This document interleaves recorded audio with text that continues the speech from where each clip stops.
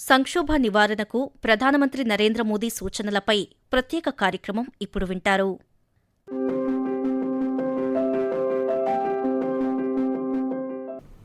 పశ్చిమాసియా ప్రాంతంలో రోజురోజుకీ తీవ్రరూపం దాలుస్తున్న ఉద్రిక్తతలు ప్రపంచ ఆర్థిక వ్యవస్థను తీవ్ర ఆందోళనలోకి నెట్టాయి. ముఖ్యంగా ఇరాన్, అమెరికా మధ్య నెలకొన్న ఘర్షణాత్మక పరిస్థితులు అంతర్జాతీయ చమురు మార్కెట్ను కుదిపేస్తుండగా ముడి చమురు ధరలు ఆకాశాన్ని తాకుతున్నాయి.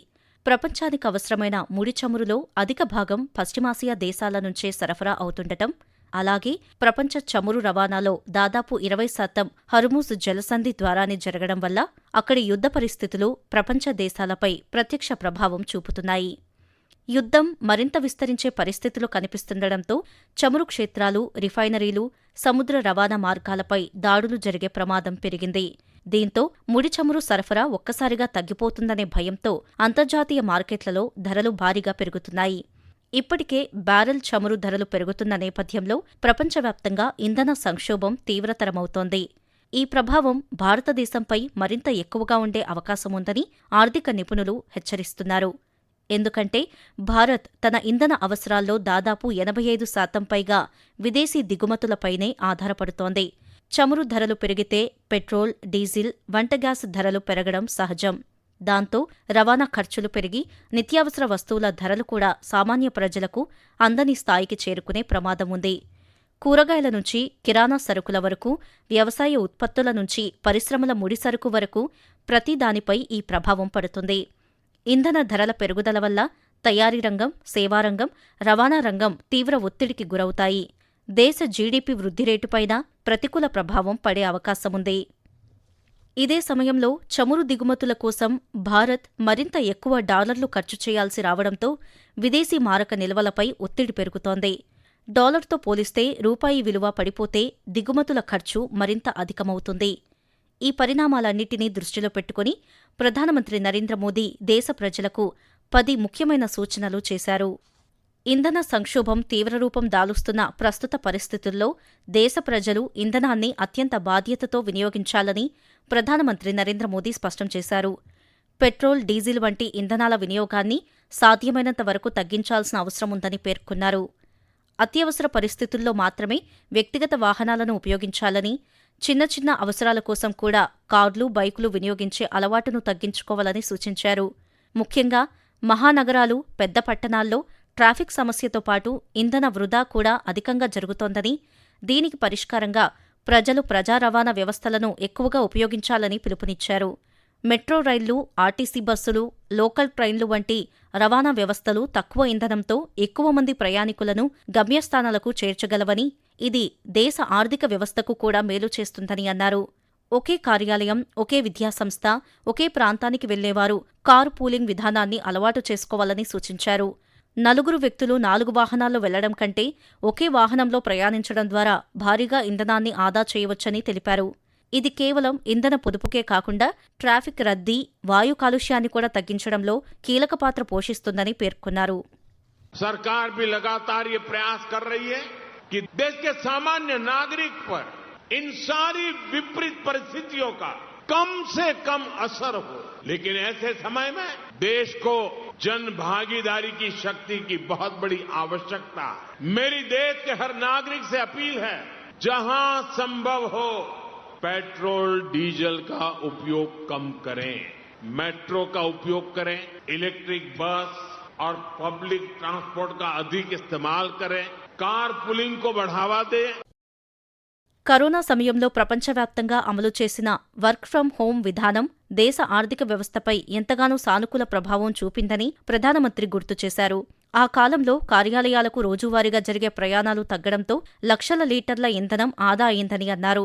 ప్రస్తుతం నెలకొన్న ఇంధన సంక్షోభాన్ని దృష్టిలో పెట్టుకుని అవసరమైన చోట మళ్లీ వర్క్ ఫ్రం హోం విధానాన్ని ప్రోత్సహించాలని సూచించారు. ప్రైవేట్ కంపెనీలు, ఐటీ సంస్థలు, కార్పొరేట్ కార్యాలయాలు ఉద్యోగులకు ఇంటి నుంచే పనిచేసే అవకాశాలు కల్పిస్తే నగరాల్లో వాహనాల రద్దీ తగ్గుతుందని, ఇంధన వినియోగం కూడా గణనీయంగా తగ్గుతుందని పేర్కొన్నారు. అదేవిధంగా అవసరం లేని అధికారిక సమావేశాలు, వ్యాపార సమావేశాల కోసం దూర ప్రాంతాలకు ప్రయాణాలు చేయకుండా ఆన్లైన్ మీటింగ్స్, వీడియో కాన్ఫరెన్స్లను ఎక్కువగా ఉపయోగించాలని సూచించారు. ఆధునిక సాంకేతిక పరిజ్ఞానం అందుబాటులో ఉన్న ఈ కాలంలో ప్రతి చిన్న సమావేశం కోసం విమానాలు, కార్లు, రైళ్ల ద్వారా ప్రయాణించడం అవసరం లేదని, డిజిటల్ వేదికల ద్వారా కూడా సమర్థవంతంగా పనులు నిర్వహించవచ్చని అన్నారు. ఇలా చేయడం వల్ల సమయం, డబ్బు, ఇంధనం 3 కూడా ఆదా అవుతాయని స్పష్టం చేశారు. पेट्रोल डीजल का उपयोग कम करें, मेट्रो का उपयोग करें, इलेक्ट्रिक बस और पब्लिक ट्रांसपोर्ट का अधिक इस्तेमाल करें, कार पुलिंग को बढ़ावा दें। ये जरूरी है कि सरकारी और प्राइवेट दोनों ही दफ्तरों में वर्चुअल मीटिंग और वर्क फ्रॉम होम को प्राथमिकता दी जाए। मैं कुछ स्कूलों से भी आग्रह करूंगा कि कुछ समय के लिए ऑनलाइन क्लासेज की व्यवस्था पर काम करें। मैं आप सबसे आग्रह करूंगा कि जब तक हालात सामान्य न हो, हम सोने की खरीद को टालें। భారత్ భవిష్యత్తు సాంప్రదాయ ఇంధనాలపై కాకుండా ప్రత్యామ్నాయ ఇంధన వనరులపై ఆధారపడాల్సిన అవసరం ఉందని ప్రధానమంత్రి పేర్కొన్నారు. ముఖ్యంగా ఎలక్ట్రిక్ వాహనాల వినియోగాన్ని దేశవ్యాప్తంగా వేగంగా పెంచాల్సిన అవసరం ఉందన్నారు. పెట్రోల్, డీజిల్ ధరలు అంతర్జాతీయ మార్కెట్పై ఆధారపడుతుండగా ఎలక్ట్రిక్ వాహనాలు దేశీయ విద్యుత్ వనరులతో నడుస్తాయని, దీనివల్ల విదేశీ ఇంధన దిగుమతులపై ఆధారపడటం తగ్గుతుందని చెప్పారు. కేంద్ర ప్రభుత్వం ఇప్పటికే ఎలక్ట్రిక్ వాహనాల ప్రోత్సాహానికి సబ్సిడీలు, ఛార్జింగ్ స్టేషన్ల ఏర్పాటు వంటి చర్యలు చేపడుతోందని, ప్రజలు కూడా ఈ మార్పుకు సహకరించాలని పిలుపునిచ్చారు. మరోవైపు సరుకుల రవాణాలో కూడా పెద్ద మార్పులు అవసరమని ఆయన అభిప్రాయపడ్డారు. ప్రస్తుతం దేశంలో అధిక భాగం సరుకులు రోడ్డు మార్గం ద్వారా తరలించబడుతున్నాయని, దీనివల్ల భారీగా డీజిల్ వినియోగం జరుగుతోందని పేర్కొన్నారు.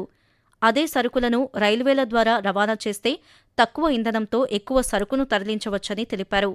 రైల్వే రవాణా వల్ల రోడ్డు ప్రమాదాలు తగ్గడమే కాకుండా పర్యావరణ కాలుష్యం కూడా తగ్గుతుందని అన్నారు. భవిష్యత్తులో భారత రవాణా వ్యవస్థ మరింత ఇంధన సమర్థవంతంగా మారాల్సిన అవసరం ఉందని ఆయన స్పష్టం చేశారు. భారత్కు ఇంధన దిగుమతుల మాదిరిగానే వంట నూనెల దిగుమతులు కూడా భారం అవుతున్నాయని ప్రధానమంత్రి పేర్కొన్నారు.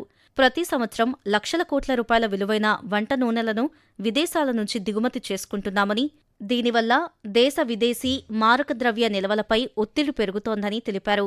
ప్రతి కుటుంబం తమ వంటల్లో కనీసం 10% నూనె వినియోగాన్ని తగ్గించినా దేశానికి భారీగా విదేశీ మారక ద్రవ్యం ఆదా అవుతుందని అన్నారు. అధిక నూనె వినియోగం గుండె సంబంధిత వ్యాధులు, ఊబకాయం, మధుమేహం వంటి అనారోగ్య సమస్యలకు దారితీస్తోందని, నూనె వినియోగాన్ని తగ్గించడం ద్వారా ప్రజలు ఆరోగ్యంగా కూడా ఉండగలరని పేర్కొన్నారు. దేశ ఆర్థిక ప్రయోజనం మరియు కుటుంబ ఆరోగ్యం రెండింటికీ ఈ చర్య ఉపయోగపడుతుందని ఆయన వివరించారు. విదేశీ ప్రయాణాలు, ముఖ్యంగా విలాసవంతమైన విదేశీ టూర్లు, డెస్టినేషన్ వెడ్డింగ్స్ వంటి ఖర్చులను కనీసం 1 సంవత్సరం పాటు తగ్గించాలని ప్రధానమంత్రి ప్రజలను కోరారు. ప్రస్తుతం దేశ విదేశీ మారక ద్రవ్య నిల్వలను కాపాడుకోవడం అత్యంత అవసరమని, అనవసర విదేశీ ఖర్చులు దేశ ఆర్థిక పరిస్థితిపై అదనపు భారం మోపుతున్నాయని అన్నారు. విదేశాలకు వెళ్లే ప్రతి వ్యక్తి డాలర్ల రూపంలో భారీ మొత్తాన్ని ఖర్చు చేస్తున్నారని, దేశం సంక్షోభ పరిస్థితులను ఎదుర్కొంటున్న సమయంలో ఇలాంటి ఖర్చులను నియంత్రించడం ప్రతి పౌరుడి బాధ్యత అని పేర్కొన్నారు. అదేవిధంగా బంగారం కొనుగోళ్లను కూడా తగ్గించాలని పిలుపునిచ్చారు. భారత్ ప్రపంచంలోనే అత్యధిక బంగారం దిగుమతి చేసుకునే దేశాలలో ఒకటని, బంగారం దిగుమతుల వల్ల విదేశీ మారక ద్రవ్యంపై తీవ్రమైన ఒత్తిడి ఏర్పడుతోందని తెలిపారు. కేవలం ఆడంబరాల కోసం బంగారం కొనుగోలు చేయడం కంటే దేశ ఆర్థిక స్థిరత్వానికి ప్రాధాన్యమివ్వాలని ప్రజలను కోరారు. एक जमाना था जब संकट आता था तो लोग देश हित में सोना दान दे देते थे। आज दान की जरूरत नहीं है, लेकिन देश हित में हमको ये तय करना पड़ेगा कि साल भर तक घर में कोई भी फंक्शन हो, कोई भी कार्यक्रम हो, हम सोने के गहने नहीं खरीदेंगे। ఓకల్ ఫర్ లోకల్ భావనను మరోసారి గుర్తు చేస్తూ విదేశీ వస్తువుల కంటే స్వదేశీ ఉత్పత్తులకే ప్రాధాన్యమివ్వాలని ప్రధానమంత్రి పిలుపునిచ్చారు. భారతీయ పరిశ్రమలు తయారు చేస్తున్న ఉత్పత్తులను ప్రజలు ఎక్కువగా కొనుగోలు చేస్తే దిగుమతుల భారం తగ్గడమే కాకుండా దేశీయ పరిశ్రమలు బలపడతాయని అన్నారు. స్థానిక పరిశ్రమలు అభివృద్ధి చెందితే ఉద్యోగావకాశాలు పెరుగుతాయని, దేశ ఆర్థిక వ్యవస్థ మరింత బలపడుతుందని పేర్కొన్నారు. విదేశీ పర్యటనలకు బదులుగా భారతదేశంలోని పర్యాటక ప్రాంతాలను సందర్శించాలని కూడా సూచించారు. కాశ్మీర్ నుంచి కన్యాకుమారి వరకు భారతదేశంలో ఎన్నో అద్భుతమైన పర్యాటక ప్రాంతాలు ఉన్నాయని, దేశీయ పర్యాటకాన్ని ప్రోత్సహించడం ద్వారా స్థానిక వ్యాపారులు, హోటళ్లు, చిన్న వ్యాపారాలు లాభపడతాయని చెప్పారు. దేశ ఆర్థిక వ్యవస్థకు ఇది ఎంతో మేలు చేస్తుందని వివరించారు. आज समय की मांग है कि हम वोकल फॉर लोकल को एक जन आंदोलन बनाएं। विदेशी सामान की जगह लोकल उत्पादों को अपनाएं। अपने गांव, अपने शहर, अपने देश के उद्यमियों को हम ताकत दें। विदेश में वेडिंग इनका फैशन खूब बढ़ रहा है और लेकिन इस पर भी बहुत विदेशी मुद्रा खर्च हो। जरूरी है कि भारत में ही अपनी वैकेशन मनाएं और वेडिंग के लिए भी मैं नहीं मानता हूं कि भारत से अधिक कोई अच्छी पवित्र जगह हो सकती है। వ్యవసాయ రంగంలో కూడా సంస్కరణలు అత్యవసరమని ప్రధానమంత్రి పేర్కొన్నారు. ప్రస్తుతం రసాయన ఎరువుల తయారీలో మరియు దిగుమతుల్లో భారీగా ఇంధనం వినియోగించబడుతోందని అన్నారు. రసాయన ఎరువుల దిగుమతుల కోసం దేశం పెద్ద మొత్తంలో విదేశీ మారక ద్రవ్యాన్ని ఖర్చు చేయాల్సి వస్తోందని తెలిపారు. అందుకే రైతులు సహజ సిద్ధమైన వ్యవసాయం వైపు మళ్లాలని, సేంద్రియ పద్ధతులను ప్రోత్సహించాలని కోరారు. రసాయన ఎరువుల వినియోగం తగ్గితే భూమి సారవంతత పెరగడమే కాకుండా రైతుల ఖర్చులు కూడా తగ్గుతాయని చెప్పారు. అదేవిధంగా వ్యవసాయంలో ఉపయోగించే డీజిల్ పంపుల స్థానంలో సౌరశక్తి ఆధారిత పంపులను ఉపయోగించాలని రైతులకు విజ్ఞప్తి చేశారు. సౌరశక్తి వినియోగం వల్ల రైతులు డీజిల్ ఖర్చుల నుంచి విముక్తి పొందడమే కాకుండా పర్యావరణ పరిరక్షణకు కూడా తోడ్పడతారని పేర్కొన్నారు. భవిష్యత్తులో భారత వ్యవసాయం సంపూర్ణంగా స్వచ్ఛ ఇంధన వనరుల వైపు అడుగులు వేయాల్సిన అవసరముందని ఆయన స్పష్టం చేశారు. बीते सालों में सोलर पावर के मामले में भारत दुनिया के टॉप देशों में पहुंच चुका है। पेट्रोल में इथेनॉल ब्लेंडिंग को लेकर अभूतपूर्व काम हुआ है। पहले हमने 100% एलपीजी कवरेज पर फोकस किया, अब हम पाइप से सस्ती गैस पर फोकस कर रहे हैं। सीएनजी आधारित व्यवस्था को प्रमोट कर रहे हैं। ऐसे तमाम प्रयासों के कारण भारत इस बहुत बड़े वैश्विक ऊर्जा संकट का सामना कर रहा है। యుద్ధ పరిస్థితుల్లో ఇంధనాన్ని పొదుపుగా వాడటం అంటే దేశాన్ని రక్షించుకోవడమేనని ప్రధానమంత్రి వ్యాఖ్యానించారు. దేశభక్తి అంటే కేవలం సరిహద్దుల్లో పోరాడటమే కాదని, సంక్షోభ సమయంలో బాధ్యతాయుతమైన జీవన శైలిని అవలంబించడం కూడా నిజమైన దేశభక్తేనని ఆయన పేర్కొన్నారు. ఈ సూచనలు కేవలం ప్రభుత్వ ఆదేశాలు కావని, దేశ ఆర్థిక భద్రత కోసం ప్రతి పౌరుడు పాటించాల్సిన బాధ్యతలని స్పష్టం చేశారు. ప్రజలు, ప్రభుత్వాలు, రాజకీయ పార్టీలు, పరిశ్రమలు, రైతులు అందరూ సమన్వయంతో ముందుకు వస్తేనే ఈ సంక్షోభాన్ని ఎదుర్కోగలమని అభిప్రాయపడ్డారు.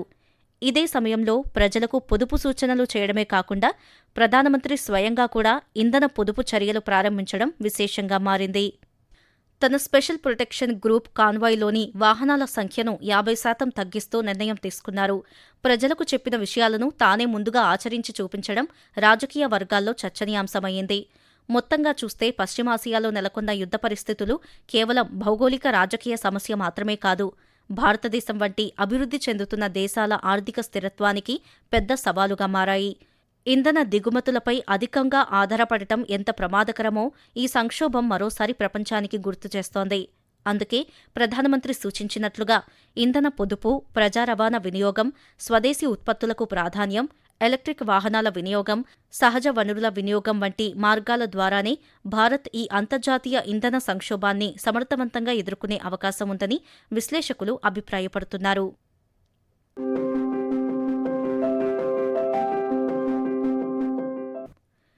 సంక్షోభ నివారణకు ప్రధానమంత్రి నరేంద్ర మోదీ సూచనలపై ప్రత్యేక కార్యక్రమాన్ని ఇప్పటివరకు విన్నారు.